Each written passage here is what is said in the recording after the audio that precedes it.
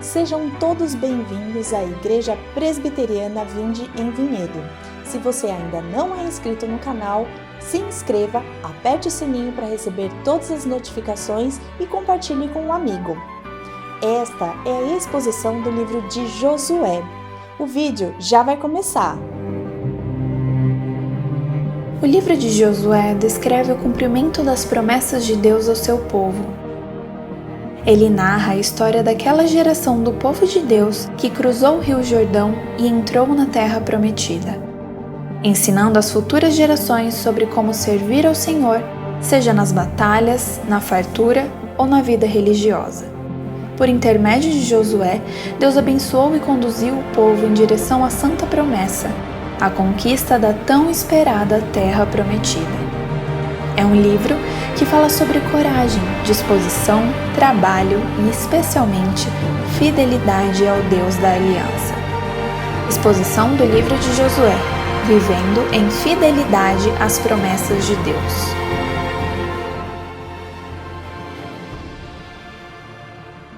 Josué, capítulo de número 3, do 7º versículo ao versículo de número 13. Está escrito assim na santa palavra do Senhor.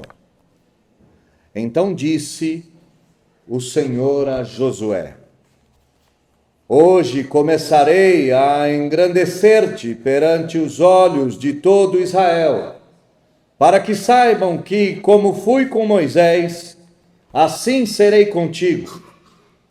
Tu, pois, ordenarás aos sacerdotes que levam a arca da aliança, dizendo: Ao chegardes à borda das águas do Jordão, parareis aí.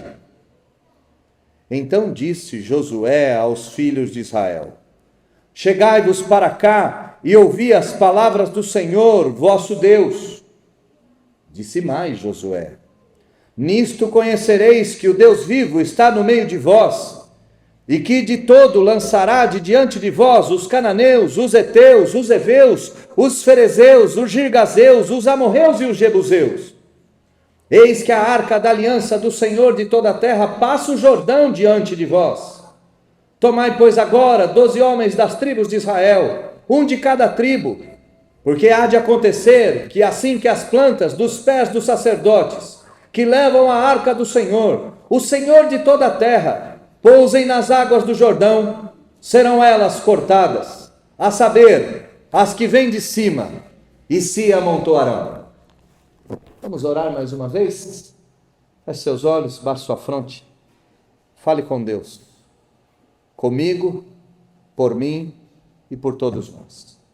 Oremos. Deus, sua palavra foi lida nesse lugar. Aliás, Senhor, desde o início do culto, um culto norteado pela sua palavra, onde sua palavra foi lida, foi orada, foi cantada, foi declamada.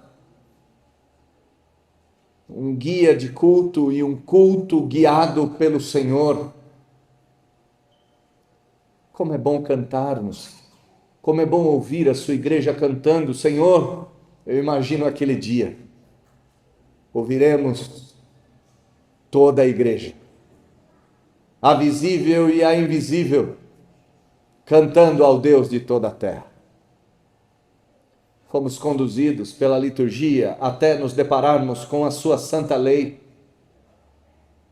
que será exposta em breve. Deus, suplicando a tua misericórdia, tome-me em tuas mãos e me use para a glória do seu nome, a fim de que todos nós lhe adoremos, a fim de que todos nós tributemos ao Senhor a glória que lhe é devida. Tome-me em tuas mãos e me faça instrumento da tua paz. Faça isso para a glória do Senhor, para a nossa alegria e para o evangelismo das nações. É isso que nós te pedimos, em nome de Jesus. Amém. Um autor chamado James Montgomery Boyce, um autor batista, escreveu a seguinte introdução a esse texto. Ele diz o seguinte: você pode pensar no passado distante da sua vida, talvez quando você era criança, e se lembrar de um momento de emoção, ou de um momento em que você recebeu algo que você esperou muito e muito tempo, mas que enfim chegou. Se você não consegue recordar a sua infância, talvez você se lembre de um aniversário especial, de um Natal, do dia do seu casamento, do nascimento dos seus filhos. Talvez você consiga se lembrar de algum momento que você ansiou e enfim chegou. Este momento é o momento em que os nossos irmãos da igreja do Antigo Testamento estão vivendo nesse texto. Só que eles não esperaram 12 meses, eles não esperaram 12 anos, eles esperaram 40 anos. 40 anos se passaram, dia após dia, em que eles se perguntavam: é hoje? Hoje nós entraremos na terra prometida? Hoje é o dia especial. Por cada minuto, por cada hora, por cada dia, mês, ano, a cada momento, os israelitas aguardavam o dia da vitória. Vale dizer que neste dia em que a vitória chegou, muita gente já havia morrido. Somente a geração que nasceu no deserto e uma pequena parte da geração anterior é que entrariam na terra prometida. Os anciãos, certamente, tinham 60, 70, 80 anos. E a grande maioria, de menos de 40 anos, esperavam esse momento. E não era um momento qualquer, era uma promessa que já repousava em Israel há 500 anos. Desde o velho Abraão, passando por Isaac, por Jacó, passando por José e todas as demais gerações, 500 anos de espera. Esse povo aguardou. E eu não ia fazer essa piada, mas ela me veio à cabeça e eu sei que eu vou me arrepender assim que eu fizer. Talvez a espera do título mundial por palmeirense seja mais ou menos igual. E eu acabei de me arrepender. Porque eu sou palmeirense e nós ganhamos 1951. Foi só um lapso. Foi um pequeno lapso. Ai, não disse que eu ia me arrepender? Josué disse a esse povo: santifiquem-se, povo de Deus, porque chegou a hora. Porque chegou a hora da vitória. No texto anterior, nós vimos que esse povo estava diante de Deus, que esse povo, sim, estava diante do mundo, mas aquilo de mais especial do povo é que eles estavam corandeu, diante de Deus. O povo temia a Deus, o povo se santificava com Deus, o povo acreditava no poder de Deus, o povo adorava a Deus, o povo esperava em Deus e o povo seguia a Deus. O grande dia chegou e o povo estava preparado. Mas a pergunta que nós fazemos é: será que agora eles podiam simplesmente avançar e conquistar a terra prometida? Eles podiam avançar os limites? Eles podiam fazer tudo o que estava ao seu alcance, porque tudo mais já estava pronto? E a resposta é não. Eles ainda eram homens de Deus. E todo homem de Deus tem limites, tem áreas, tem pontos em que ele não pode avançar. O tema do meu sermão nessa manhã é o homem de Deus e os limites desse homem. Se nós olharmos para o texto nos demonstrará que Josué, mesmo fazendo parte de um povo que esperava há 500 anos, mesmo fazendo parte de um povo que há 40 anos caminhava no deserto, porque Josué e Calebe fazem parte daqueles que adentrariam na terra prometida, mesmo tendo vivido no Egito, Josué não se esqueceu que ele era um homem de Deus. E aqui, irmãos, antes de nós entrarmos no versículo de número 7, eu tenho que vos dizer, por mais que você tenha esperado algo sua vida inteira, você deve agir diante desse algo como um homem e uma mulher de Deus. Você não pode esquecer a sua identidade e a sua origem, porque o dia da vitória chegou. Vou dar alguns exemplos.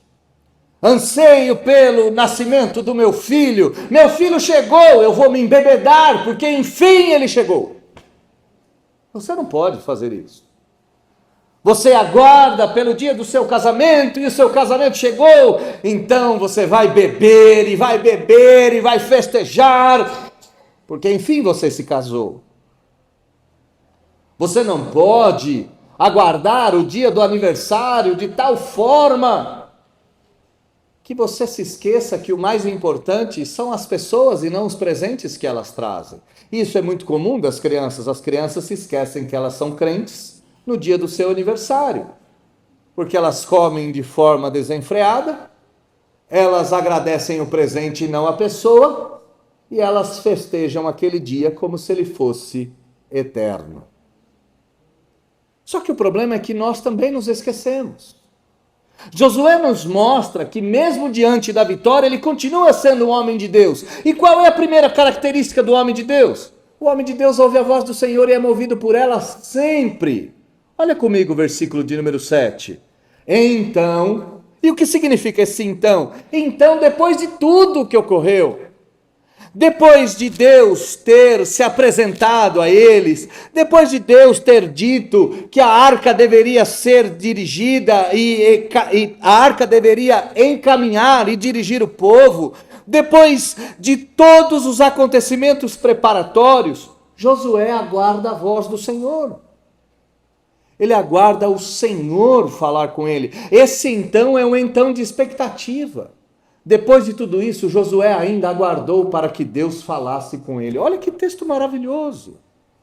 Josué não é levado pela ansiedade, Josué não é levado pela vitória, Josué não é levado pela excitação do momento. Ele ainda precisa ouvir a voz de Deus e ser movido por ela. Irmãos, vocês devem entender que diante de tudo aquilo que você anseia, você não pode ser precipitado, pois a sua característica é de nascido de novo. A sua característica é de alguém que ouve a voz do Senhor. E esse alguém que ouve a voz do Senhor não pode se esquecer que ele faz parte de um povo, que ele tem referenciais visíveis e que ele é o próprio referencial. Olha a continuidade do versículo de número 7. Hoje, diz o Senhor, começarei a engrandecer-te perante os olhos de todo Israel, para que Israel saiba que, como eu fui com Moisés, assim serei contigo. Antes de nós entrarmos na segunda característica do homem de Deus, a primeira é que ele ouve a voz do Senhor, a segunda é que ele tem referenciais visíveis.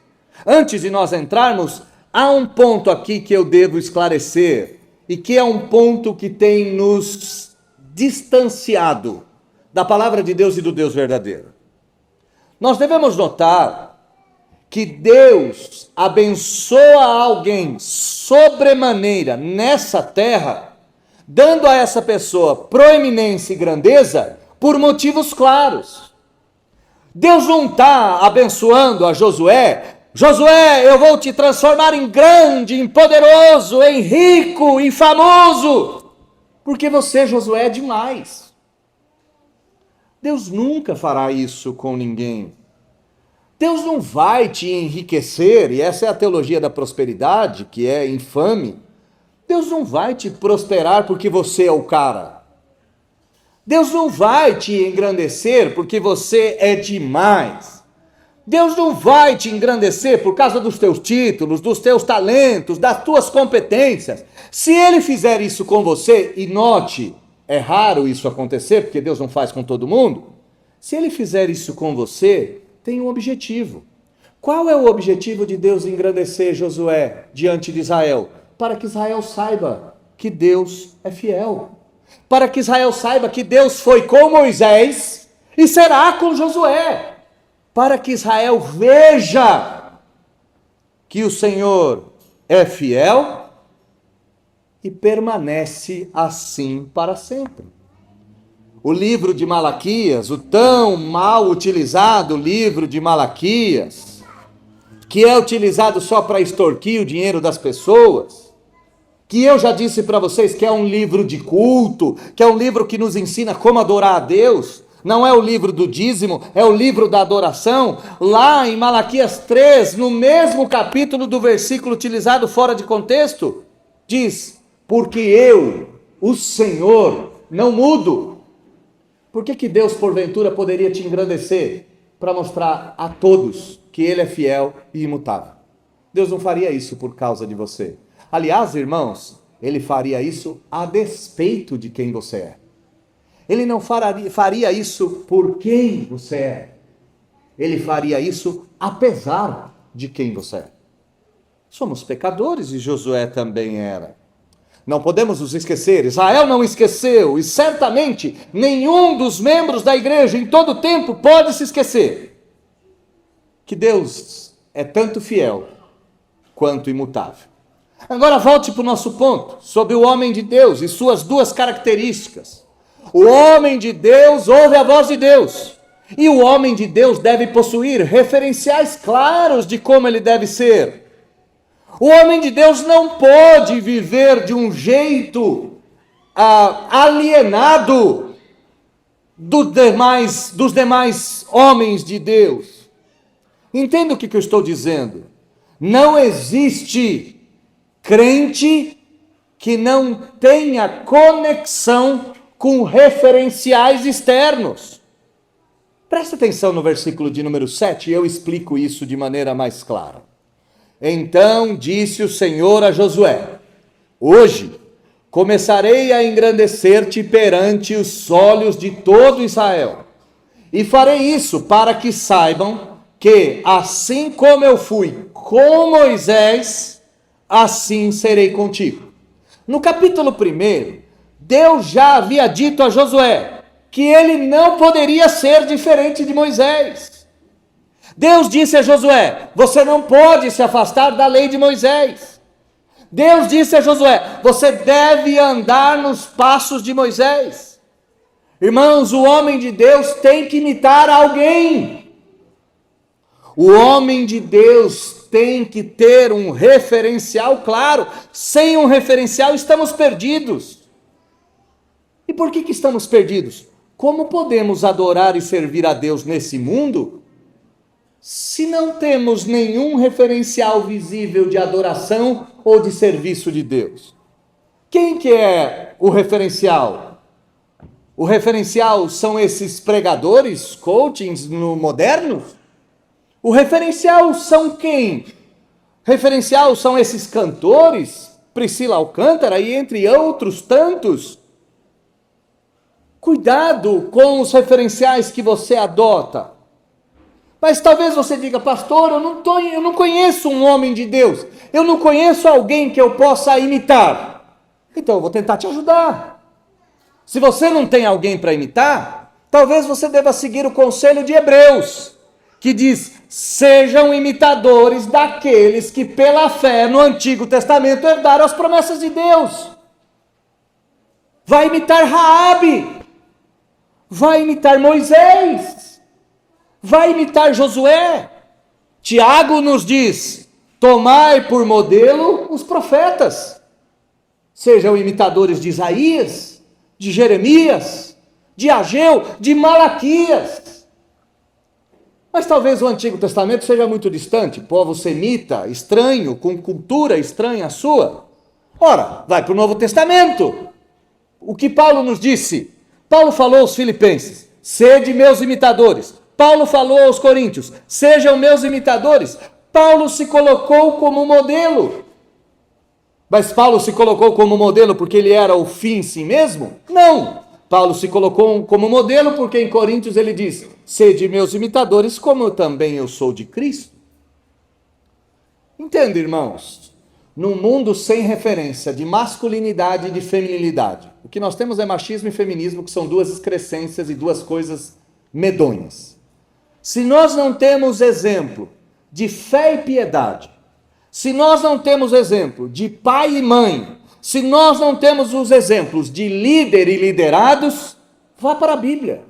Lá você vai encontrar exemplos de todos os tipos, tanto no Antigo quanto no Novo Testamento. Mas se você for na Escritura, talvez você perceba que o modelo maior que você tem é o Senhor Jesus. Paulo, falando aos Tessalonicenses, disse, vocês se tornaram imitadores do Senhor Jesus. Se você precisa de referencial, e eu sei que você precisa, porque eu também preciso para imitar, e essa é uma característica do homem de Deus, imite crentes do Antigo Testamento, do Novo, imite o Senhor Jesus. E agora, irmão, tem um quarto ponto aqui que talvez eu precise dizer, desculpe. Qual é esse ponto? Torne-se você o modelo a ser imitado. Olha o que Paulo diz aos Tessalonicenses, no primeiro capítulo, do primeiro livro, no versículo 7. De sorte, diz Paulo aos Tessalonicenses, vos tornaste vocês, modelo para todos os crentes da Macedônia. No mundo onde não existem referenciais, busque na Escritura e torne-se você, homem que me escuta, referencial de marido e de crente piedoso. É você que deve ser o referencial para os seus filhos de masculinidade, de cristianismo. Você, mulher, torne-se modelo de feminilidade, de virtuosidade e de mãe para os seus filhos. Ensine as suas meninas a serem uma esposa piedosa. Tornem-se vocês os crentes como família. Sejam vocês o modelo de família. Sejam vocês o modelo de seres humanos, que são honestos, que são decentes e que são bíblicos. Quais as duas características que Josué não perde? Ele ouve a voz do Senhor e ele sabe que ele tem que ser igual a Moisés. Quando algo que você espera muito chegar, não se esqueça que você segue e é dirigido pela voz de Deus, e não se esqueça de que você faz parte de uma longa linha, uma longa fila, uma longa trajetória de crentes que se tornaram modelos a serem seguidos. Mas o homem de Deus tem limites. O homem de Deus não é porque ele é uma referência que ele simplesmente não tem limite nenhum. Olha o versículo de número 8, como fica claro que Josué conhece os limites que estão impostos à sua própria realidade. Versículo 8. Tu, pois, Deus falando a Josué, tu, pois, dará ordem a quem? Aos sacerdotes que levam a arca da aliança. Você vai dar ordem a um grupo a qual você não faz parte. Você falará com os sacerdotes, e somente os sacerdotes têm autoridade para levar a arca da aliança. E o que você vai dizer para eles? Vai dizer o seguinte, que quando eles chegarem à borda das águas do Rio Jordão, que eles devem parar. Não só eles, mas todo o povo. Irmãos, dois limites aqui maravilhosos, e que eu e você nos esquecemos deles a tempo e a fora de tempo. Primeiro, tem coisas que por mais que você seja homem de Deus e por mais que você seja uma referência, você não pode fazer. Há limites até para reis. Há limites para príncipes e para princesas. Eu poderia dar muitos exemplos aqui. A rainha Vasti, pagã, princesa na corte de Assuero, a preferida, se recusa a dançar nua diante de Assuero e de seus convidados. Há limite, até para os pagãos. Se os pagãos sabem o seu limite, nós, os crentes, devemos saber de forma muito clara. Porque senão você se coloca como Saul. Saul não podia apresentar sacrifício ao Senhor. E o que ele faz? Ele sacrifica diante de Deus. Quantos mais avançaram os limites e se perderam naquilo que achavam ter poder para executar. Somente os sacerdotes podiam levar a arca. E por que somente os sacerdotes podiam levar a arca? Porque esta foi a ordem de Deus. Deus disse, somente um clã dentre os levitas, note, tinha que pertencer à tribo de Israel, tinha que ser levita, dentro dos levitas tinha que ser coatita. E somente os coatitas podiam levar a arca. E mesmo assim, tinham que levar a arca presa em varas, postas nos ombros. Você conhece a história de Uzá. E você conhece a história de que a arca repousou na casa de Abinadab. E talvez, se você veio de igreja pentecostal como eu, talvez você já tenha ido num culto que te deram uma arquinha, e você pegou essa arquinha, levou para casa e pôs em cima da sua geladeira, porque a arca da aliança estava na sua casa agora. Ainda bem que Deus não nos pune pela tolice e pela ignorância, né? Imagina, se você levar a ceia para dentro da sua casa e colocar a ceia em cima da televisão, ou um copo d'água, meu Deus do céu. Nada disso vai resolver. Aliás, a arca nem deveria estar na casa de Abinadab. Davi vai levar a arca do concerto para Jerusalém. Ele quer passear com a arca. E ele vai colocar a arca sobre uma carroça de animais. A arca que não deveria ter saído. Olha aqui no caso de Josué. Quem diz que a arca deve se levantar é Deus. Quem diz para onde ela deve ir é Deus. Davi falou, Deus, vamos levar a arca para passear. Deus, para ninguém ficar cansado, vamos colocar ela numa carroça guiada por animais. E aí Uzá, coitado de Uzá. Uzá caminhando do lado, a arca vai cair, Uzá põe a mão e virou pó. Morreu. Na hora, sucumbiu. Há limites para o povo de Deus. Há limites. O povo de Deus deve mostrar reverência a Deus. O povo de Deus deve consultar as regras de Deus. O povo de Deus deve fazer o que agrada a Deus. O povo de Deus deve odiar o que Deus odeia. O povo de Deus não pode inventar coisas e viver a partir das coisas que inventa. Há limites para o homem de Deus. Josué não pode levar a arca. Mas pensa que honra, né? Levar a arca da aliança, lá dentro tem os 10 mandamentos, lá dentro tem o bordão de Arão, lá dentro tem um pote com maná preservado, ela é de ouro e de madeira, os querubins apontam para o altar, para a tampa do propiciatório, ali está a presença de Deus. Josué podia dizer, ok Deus, se eu sou o cara, se eu estou na liderança, deixe que eu pegue a arca da aliança, coloque-a sobre minha cabeça e a leve. Se Josué fizesse isso, não teria sido, um homem de Deus, com as duas características que eu acabei de dizer. Ouve a voz de Deus e é um exemplo para o povo de Deus. Mas há um segundo limite aqui no texto, que talvez tenha passado desapercebido. E que limite é esse? As águas do rio Jordão eram um impedimento natural. O homem de Deus deve saber que há limites à sua própria existência. Não dá para tentar a Deus, não dá para entrar numa jaula de um leão, não dá para fazer essas coisas. E por que eu estou dizendo isso? Porque tem um grupo nos Estados Unidos, é muito legal, e que isso já tenha passado na televisão, que eles cultuam a Deus e o culto começa e a música começa, então o pastor pega uma caixa e tira 2 víboras venenosas e começa a dançar com elas. Você já viu isso?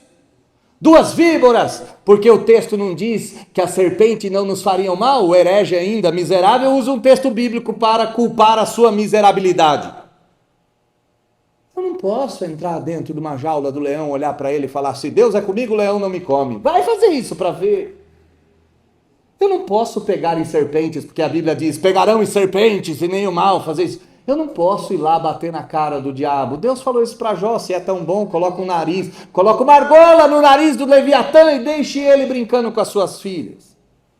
Tem tantas histórias engraçadas, e eu conversando com um pastor daqui de Vinhedo, que recém-chegado a Vinhedo, um pastor da Igreja Batista, e ele contou uma história, que ele havia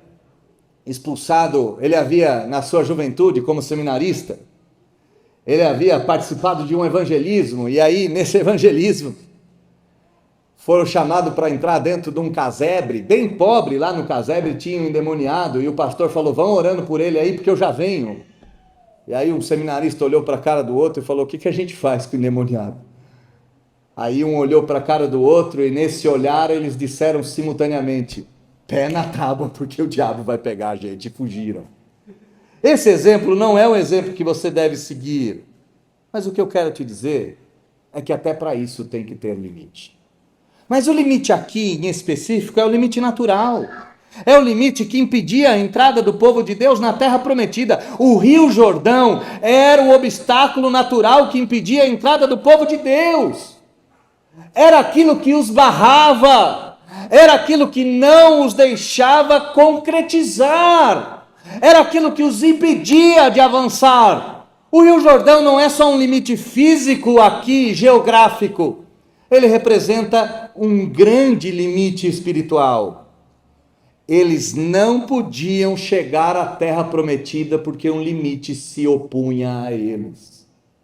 O homem de Deus tem que ter características, mas o homem de Deus tem que saber que há limites naturais. E se Israel tinha o Rio Jordão como limite, eu e você temos os pecados como limites naturais que nos impedem de desfrutar as santas, benditas promessas de Deus e mais, nos impede de entrarmos na terra prometida.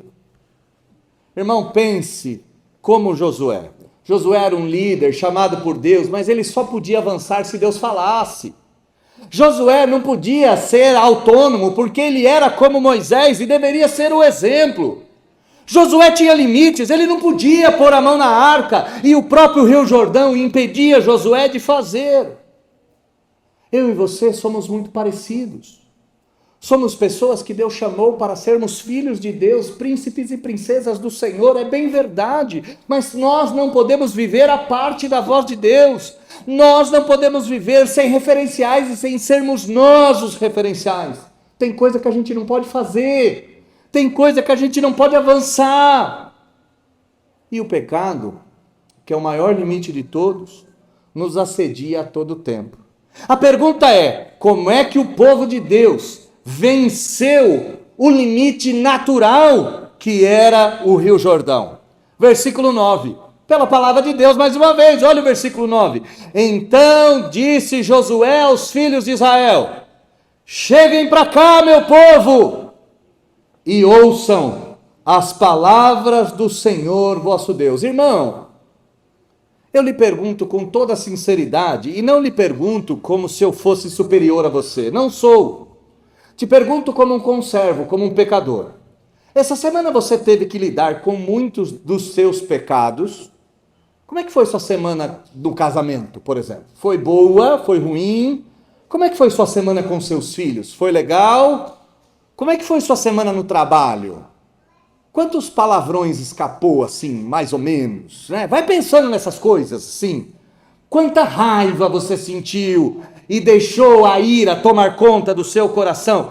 Quanto de pecado você cometeu? Se quiser saber os meus, ou pelo menos parte dele, porque tem partes que Luana não sabe, tem um particularzinho com minha esposa que estava ali, foi arrebatado. Onde está? Ah, muito bem. Pergunte para Luana. Vai perguntar para Luana como é que eu fui como marido essa semana. Talvez eu tenha sido como você, terrível. Ou talvez você tenha sido como eu, terrível. Como que o povo de Deus vence os seus limites naturais? Pela palavra do Senhor. Como é que você vence a ira do teu coração, a obstinação da tua mente? Como é que você vence a dureza e a frieza e a deslealdade que você possui? Ouça as palavras do Senhor, diz Josué ao povo de Deus. Sabe, irmãos, sabe qual é a importância da palavra de Deus para a sua vida? A palavra de Deus ou te aproxima de Deus e do céu, ou a ausência dela te afasta de Deus e do céu. Eu estou parafraseando aqui uma frase de John Wesley. O John Wesley disse o seguinte: ou o pecado te afasta da Bíblia, ou a Bíblia te afasta do pecado. Ou a palavra de Deus te aproxima de Deus, ou a palavra de Deus, na sua ausência, te afasta dele. Sem a palavra de Deus, irmãos, jamais venceremos o pecado que se apresenta como um obstáculo para a nossa chegada da terra prometida. Não adianta você achar que você foi um bom crente, ou você é um bom crente guiado pela palavra, ou pouco importa aquilo que você outrora já fez. Segunda característica que o povo de Deus utilizou, segunda ação que o povo de Deus executou para avançar no Rio Jordão. Versículo 10, a presença de Deus e não a vitória. Dá uma olhadinha nesse texto como ele nos confunde numa leitura rápida. Disse mais Josué a todo o povo: nisto conhecereis que o Deus vivo está no meio de vós, e que de todo lançará de diante de vós os cananeus, os heteus, os heveus, os ferezeus, os girgazeus, os amorreus e os jebuseus. Talvez você diga: pastor, está aí. O reconhecimento da presença de Deus é a vitória. Muita gente pensa isso hoje em dia. Muito líder de igreja acredita que ele está sendo abençoado porque a igreja está crescendo. Você já deve ter visto alguma coisa assim. O cara está roubando, está desviando dinheiro, está fazendo dos dízimos fortuna, e a igreja do cara está lotada e ele diz: Deus me aprovou. E qual é a aprovação? É a igreja lotada. E muitos fazem isso olhando para esse texto. Por quê? Parece que a aprovação de Deus é a vitória. E talvez isso se justifique, isso justifique até os cânticos de fogo que nós temos dentro do meio pentecostal brasileiro e evangélico. Um forrozinho que se canta: agora é só a vitória, agora é só a vitória. Parece que eles entendem que a marca da presença de Deus é só vitória. Mas leia o texto de novo. Nisto conhecereis que o Deus vivo está no meio de vós, e de todo lançará de diante de vós os inimigos. Não é por causa, não é de dependência. A língua portuguesa aqui e o hebraico não mostra essa dependência. O que mostra que Deus está no meio deles? Versículo 11. Eis que a arca da aliança do Senhor de toda a terra passa diante de vós. Era o símbolo, não era a vitória. O povo de Deus, para vencer os desafios, precisa da palavra de Deus e precisa reconhecer que Deus está no meio deles por meio dos símbolos, não por meio dos acontecimentos. Imagine você que se Paulo pensasse que os acontecimentos provam que Deus está com ele, Paulo teria sido abandonado no final da vida. No final da vida ele morre sozinho, com frio, sem os livros, sem comida, morre decapitado. Paulo foi um fracasso na fé. E você já ouviu gente pregando essas coisas, você já ouviu gente dizendo que Paulo não é o modelo, porque Paulo não morreu rico. A presença de Deus é detectada por meio dos seus símbolos. Eu vou te dar um exemplo de um símbolo que você perceberá muito se a palavra de Deus e se o Deus da palavra está no vosso meio. Esse é um. Pense comigo por alguns instantes. Quantas Bíblias você tem na sua casa? Quantas Bíblias? Pensa aí.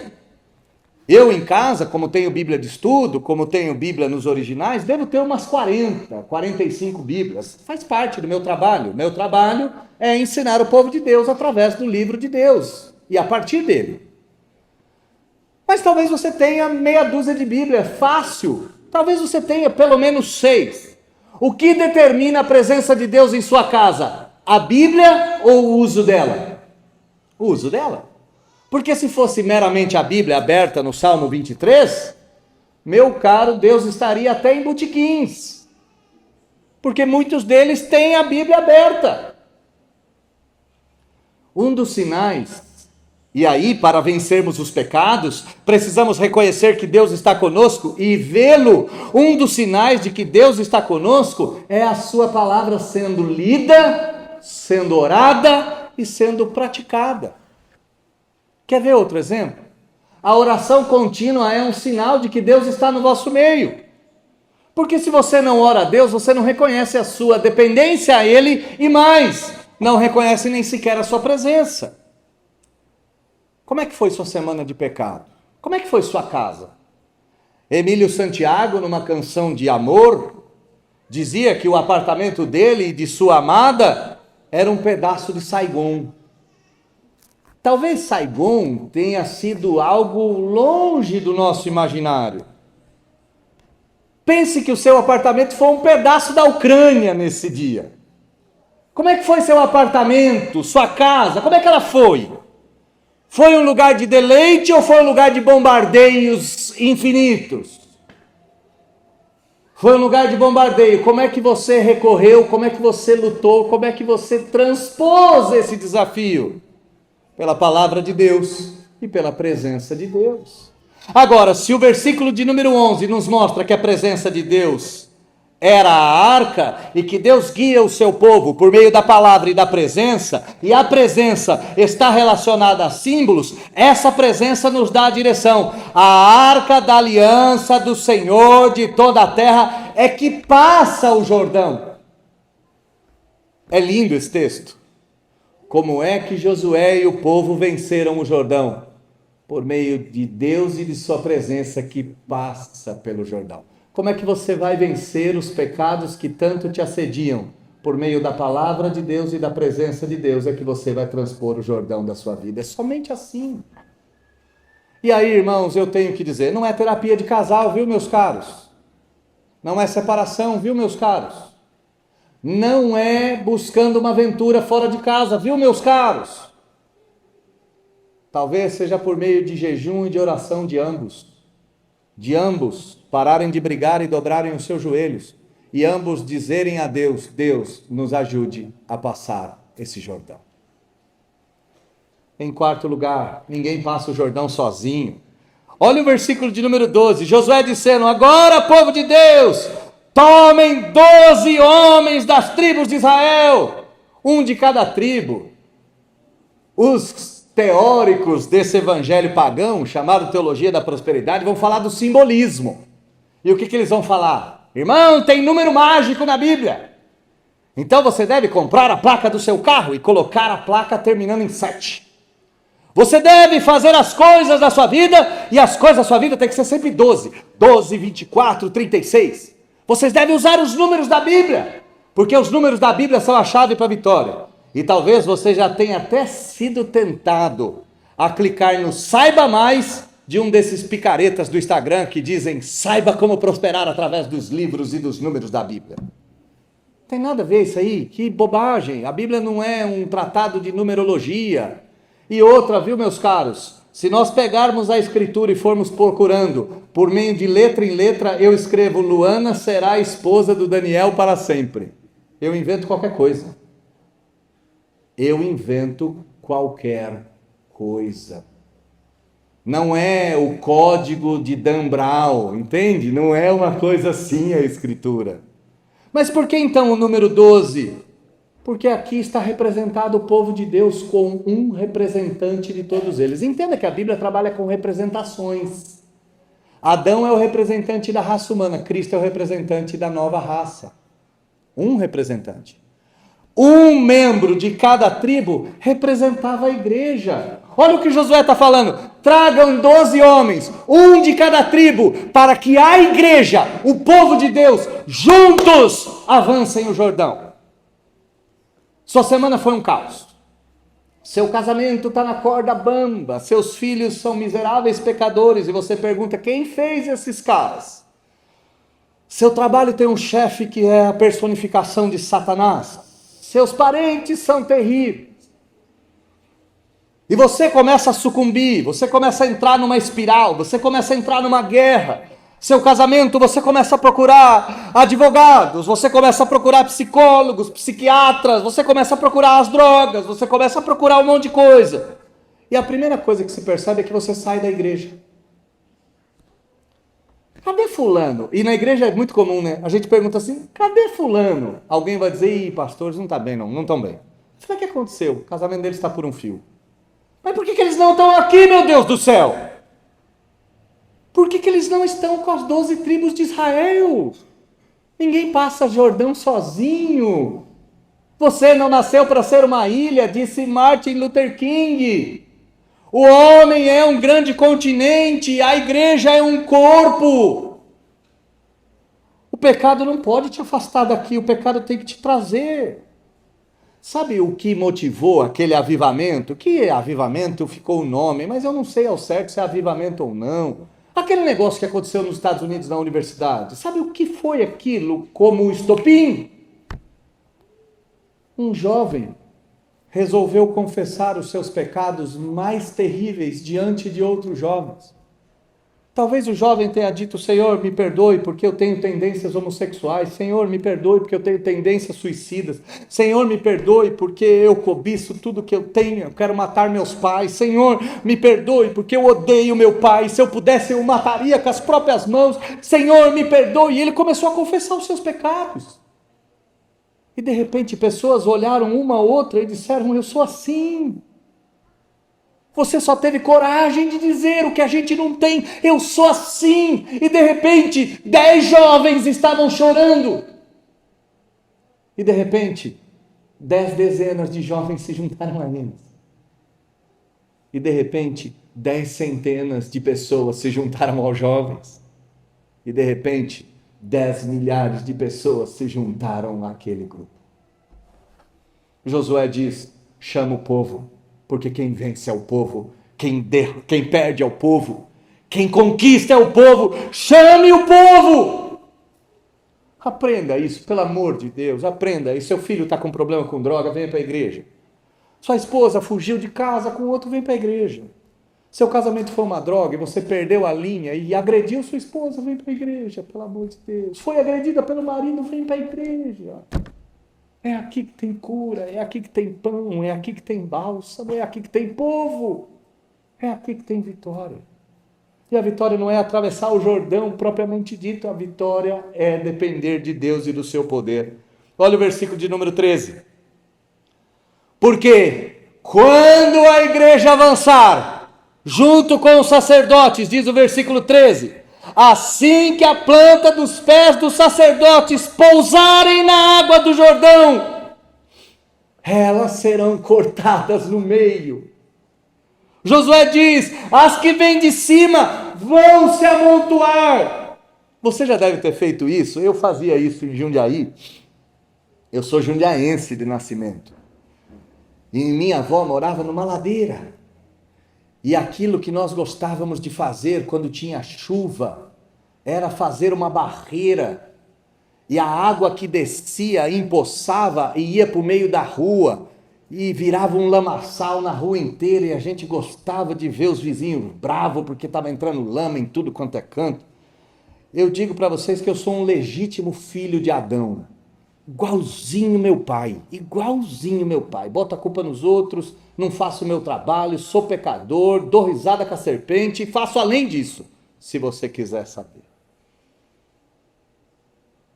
Josué diz que alguma coisa assim aconteceria com as águas. Sabe aquela represa que você já fez? Eu fazia por mal, talvez você tenha feito por brincar.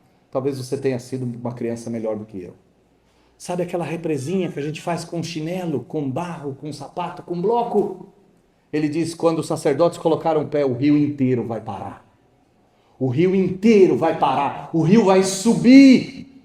O rio vai se amontoar na parte de cima. O rio sozinho vai se levantar. Há uma cena num dos desenhos da Disney sobre Moisés, em que o povo de Israel está passando e de repente vem uma baleia no meio da água. Vocês lembram dessa cena? Talvez tenha sido alguma coisa mais ou menos assim, o povo de Deus olhando os peixes. O poder de Deus só se manifesta na igreja quando o povo está junto. Entendam, irmãos, o povo da antiga aliança só vence o Jordão se eles tiverem a palavra de Deus, o Deus da palavra, seguirem esse Deus, estiverem juntos como igreja. É aí que o poder de Deus se manifesta. O povo de Deus da antiga aliança venceu o obstáculo natural chamado Rio Jordão por meio da fé em Deus e da vida piedosa junto a esse Deus. Quando nós olhamos para o Novo Testamento, a gente vê algo mais ou menos assim. Como é que Jesus venceu o obstáculo natural que estava sobre ele? E qual era o obstáculo natural que Jesus venceu? Eu te apresento a ele, se talvez a sua mente ainda não detectou. O obstáculo natural e mais natural do que a morte não existe. A Bíblia diz que naquela sexta-feira o Senhor Jesus foi sepultado numa tumba que não era dele, emprestada por Gamaliel. E ele foi enterrado. Ele havia morrido. Os soldados romanos detectaram a morte. Os soldados romanos foram lá para quebrar as pernas do Senhor Jesus, para que ele morresse de asfixia.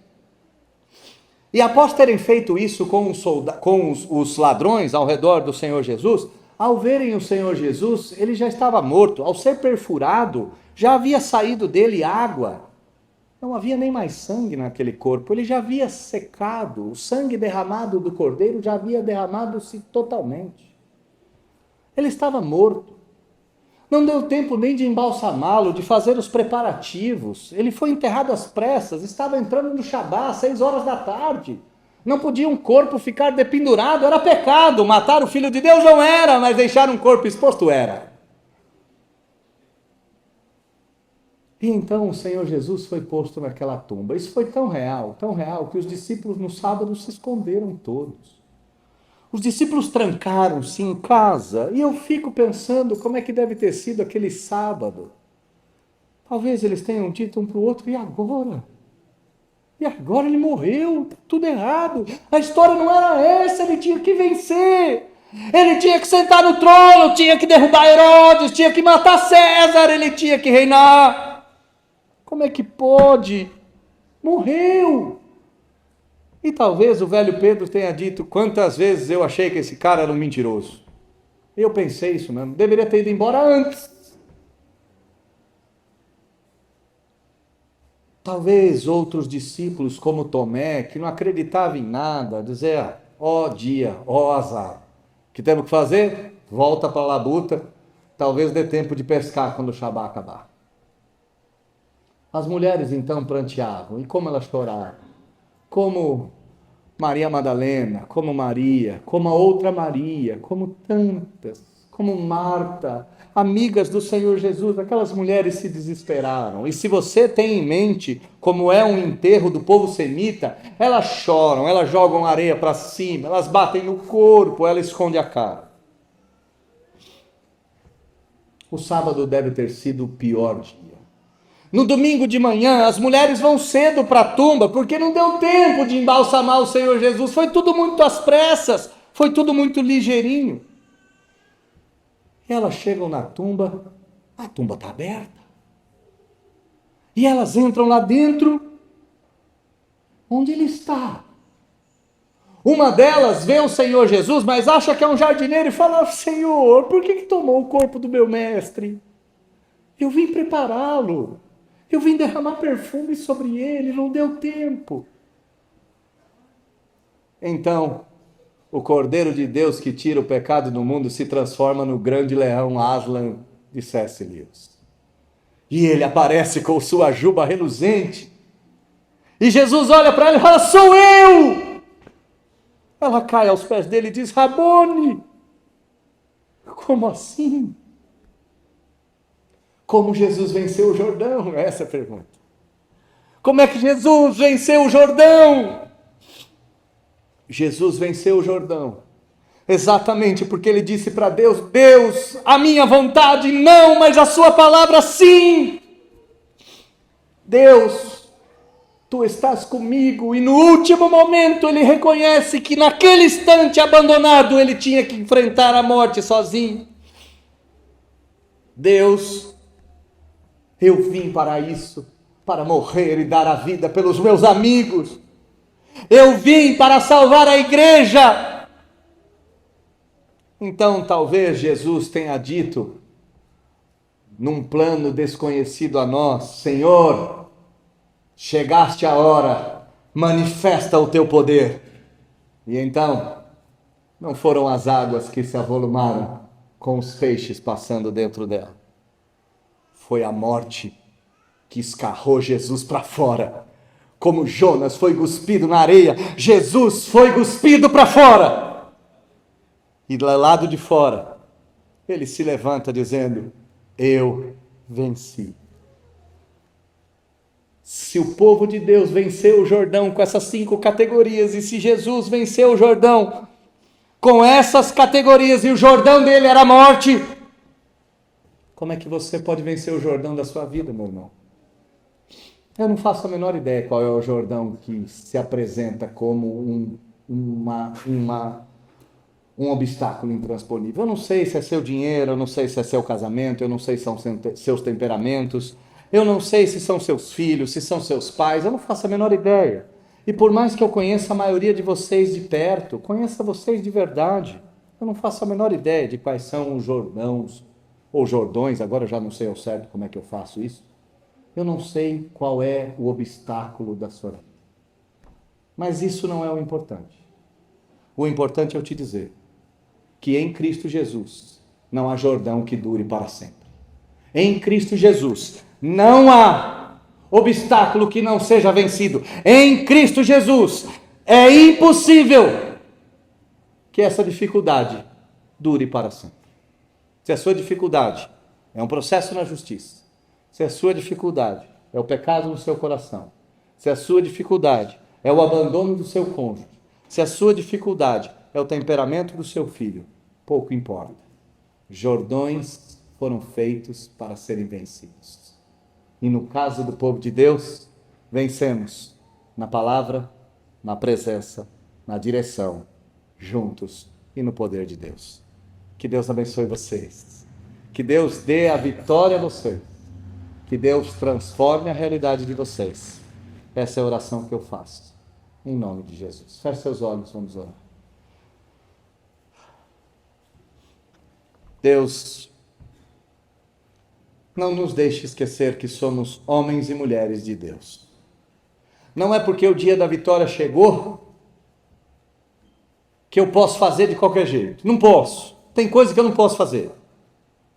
Eu não posso ver pornografia, eu não posso sair com outra mulher, eu não posso beber e ficar bêbado, eu não posso falar mal dos meus irmãos, eu não posso ser tais coisas. Me ajude meus irmãos a não serem assim. Há limites. Há limites. Há limites na religião e na fé. O homem de Deus não pode mentir. Há limites na igreja, há limites. E esses limites têm que ser respeitados, mas há limites naturais, há o pecado, e o pecado eu preciso de ajuda, essa é a grande verdade. Josué precisava de ajuda, Jesus precisou do Senhor, foi o Senhor que ressuscitou Jesus dos mortos, e nós precisamos de ajuda nas nossas dificuldades, nos nossos sofrimentos. Faça com que eu e meus irmãos aprendamos que a vitória está em Jesus, não separado dele. E Jesus se apresenta por meio da sua palavra, por meio da leitura e da oração, por meio da igreja. E na igreja, milagres acontecem. E são tantos, Senhor, tantos casamentos restaurados, tantas vitórias conquistadas, tantos corações aplainados, tanta obstinação do coração e raiva depositada na cruz. Me ajude e ajude a meus irmãos a não ousarmos vencer ou lutarmos sozinhos. Eu vos peço que o Senhor nos ajude a vencermos as nossas lutas no nome de Jesus. É isso que eu lhe peço, orando no nome dele. Amém.